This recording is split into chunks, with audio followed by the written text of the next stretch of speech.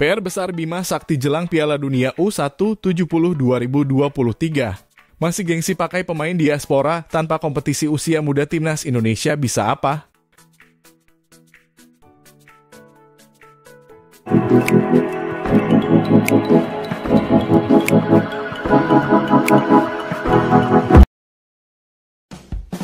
Tolong subscribe channel ini dulu supaya tidak ketinggalan berita terbaru Timnas Indonesia.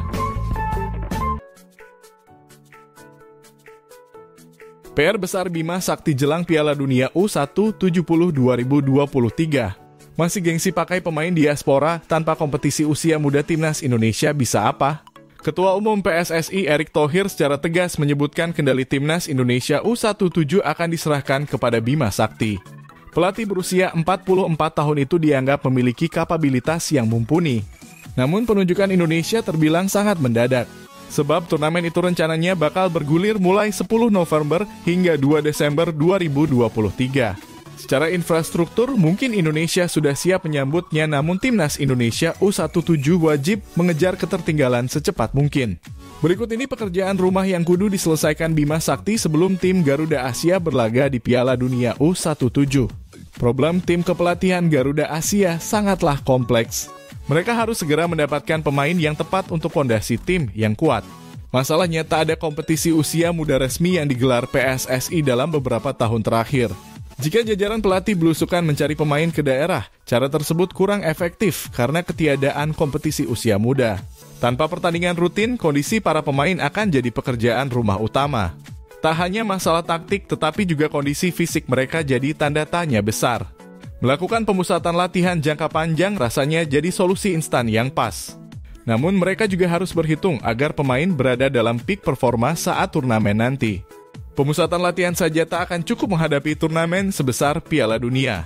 Mereka harus mulai menghadapi lawan selevel untuk mengukur kemampuan diri. Uji coba di luar negeri menghadapi akademi terbaik di dunia akan sangat membantu merasakan atmosfer pertandingan yang sesungguhnya. Efektif meningkatkan mentalitas para pemain agar tak akan ciut nyali sebelum bertanding menghadapi lawan dengan level yang lebih tinggi. Kontroversi sempat menghampiri Timnas Indonesia U16 usai menjadi jawara Piala AFF U16 2022 lalu.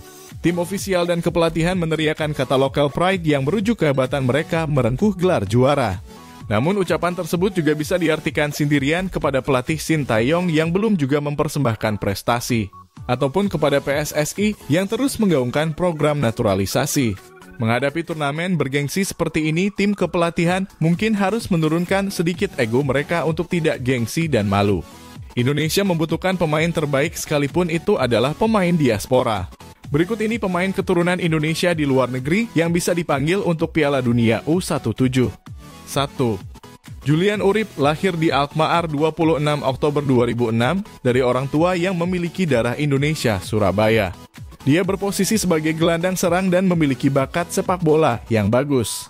Bersama AZ Alkmaar, Julian Urip tampil cukup memukau di kompetisi junior Belanda. Terbukti dirinya mendapatkan panggilan Timnas Belanda U17.